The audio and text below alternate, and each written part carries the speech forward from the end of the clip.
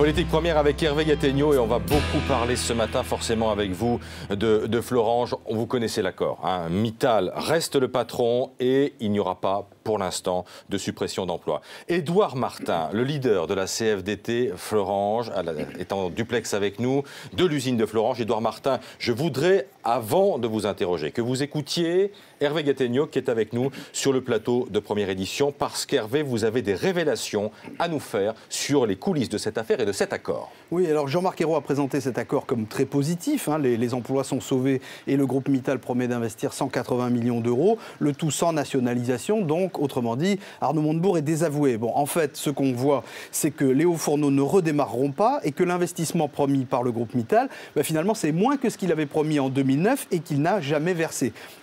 Donc on comprend dans ces conditions que les ouvriers ont plutôt raison d'être méfiants.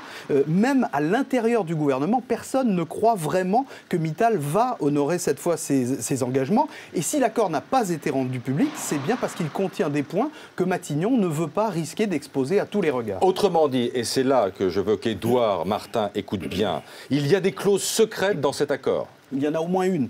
Officiellement, vous savez, l'accord mentionne des garanties pour les sites de Dunkerque et de Fos-sur-Mer, en dehors de Florange.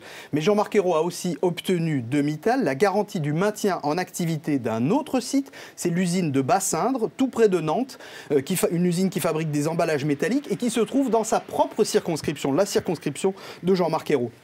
Il y a 600 salariés dans cette usine qui ont connu une période de chômage partiel en 2011 à cause de la baisse des commandes. Visiblement, Jean-Marc Ayrault a pensé beaucoup à eux en discutant avec Mittal, peut-être même plus qu'aux hauts fourneaux de Florange. Hervé, est-ce qu'on peut dire que c'est à cause de cet arrangement caché que Jean-Marc Ayrault a désavoué Arnaud Montebourg et finalement donc repoussé la solution de la nationalisation souhaitée notamment par la CFDT? Écoutez, c'est probablement un ingrédient, mais il y a surtout une divergence d'orientation politique au sein du gouvernement. Arnaud Montebourg voulait réellement la nationalisation temporaire pour écarter Mittal et pour envoyer un message de fermeté aux multinationales et au patronat. Jean-Marc Ayrault, lui, ne voulait pas fragiliser sa position vis-à-vis du patronat parce qu'il estime que cette position est devenue plus favorable depuis le fameux pacte de compétitivité après le rapport Gallois. Autrement dit, c'est une bataille politique interne que Arnaud Montebourg a perdue. Est-ce que dans cette logique, il n'était pas plutôt mieux qu'Arnaud Montebourg présente sa démission?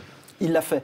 Il l'a fait. Samedi matin, il s'est rendu à l'Élysée à 10h45 avec une lettre de démission dans sa poche. Mais François Hollande a refusé cette démission. Arnaud Montebourg, qui était invité du journal de 20h de TF1 le soir même, a demandé très fortement des signes politiques.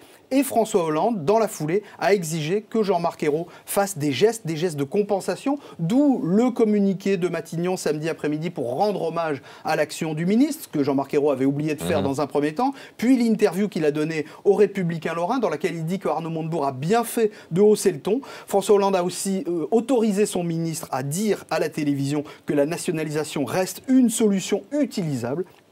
Et finalement, donc sur TF1, samedi soir, Arnaud Montebourg a dit « Je reste à mon poste de travail et à mon poste de combat ». En clair, il veut continuer à travailler pour l'industrie, mais son combat, lui, on comprend bien que désormais, il est à l'intérieur du gouvernement. Il y aurait donc eu marchandage, puisque le texte mentionne des garanties non seulement pour les sites de Dunkerque et Fos-sur-Mer, mais aussi pour le site de l'usine de Bassindre, tout près de Nantes, l'ancienne circonscription de Jean-Marc Ayrault. Votre réaction, Édouard Martin? Écoutez, moi, je ne sais pas si cette information-là est vérifiée, mais là, effectivement, il y a un vrai couac. Il vient du côté d'ArcelorMittal, puisque à Liège, ils font la même production qu'à Bassindre. Ici, à Florange, nous faisons une partie de la production la même qu'à Bassindre. Or, Mittal s'est engagé à Liège à maintenir l'activité de l'acier pour emballage. À Florange, ils viennent s'engager à maintenir l'activité acier pour emballage. Est-ce que ça voudrait dire que Bassindre est condamné? Enfin, moi, j'ai surtout l'impression que M. Mittal est en train d'enfumer tout le monde et qu'il ment à tout le monde une nouvelle fois. Dans ces conditions, est-ce que l'on peut s'attendre inévitablement à la fermeture de Florange, dans la mesure, et c'est ce que vous avez laissé entendre hier, on va éteindre les 2 derniers hauts fourneaux qui demeurent? On le craint très fortement. Je viens d'apprendre hier, vraiment par hasard, un appel téléphonique, qu'effectivement l'alimentation gaz qui tient les hauts fourneaux en chauffe serait arrêtée d'ici quelques semaines ou quelques mois. Ça veut dire que les hauts fourneaux seront morts définitivement, avant même que Mittal s'engage de manière ferme sur le projet Ulcos. Ce qui veut dire qu'une fois les hauts fourneaux arrêtés, eh bien, ils sont définitivement morts, on ne peut plus les faire fonctionner.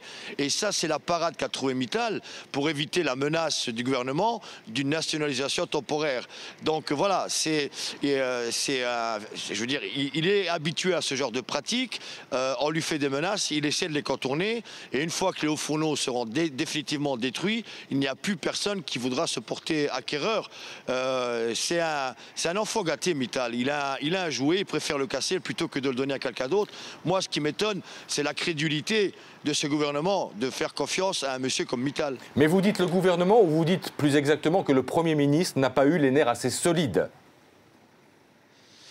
Écoutez, moi je ne suis pas dans l'antre du gouvernement. Moi je parle du gouvernement. Alors le chef du gouvernement c'est Jean-Marc Ayrault. Je ne sais pas ce qui s'est discuté dans les coulisses, etc. Moi, mais vous irez à Matignon ou pas? Une colère très forte. Pardon? Vous irez à Matignon ou pas demain? Ben, si je n'ai pas les garanties que ce point-là de l'accord n'est pas négociable, si on ne peut pas l'amender, si on ne peut pas prendre toutes les sécurités pour éviter que l'alimentation gaz ne sera pas coupée, moi je vous le dis, je n'ai aucune raison d'aller à Matignon, puisque ça c'est une pierre d'achoppement, c'est je veux dire la pierre angulaire de l'accord. Moi je ne vais pas aller à Matignon pour conforter la mort programmée des hauts fourneaux. Est-il vrai que vous avez découragé Arnaud Montebourg de démissionner samedi après-midi? Écoutez, je n'ai pas cette prétention-là, ni ce pouvoir-là. Il est vrai que nous nous sommes entretenus au téléphone. Je lui ai simplement, parce que je ne savais même pas qu'il allait démissionner, je l'ai simplement remercié d'avoir fait le boulot, d'avoir fait le job. Et je lui ai dit, on a encore besoin de vous pour continuer le combat. Voilà ce que je me suis permis de lui dire en toute humilité. Maintenant, moi, je n'ai pas la prétention d'avoir fait changer d'avis M. Montebourg. Et je persiste et signe.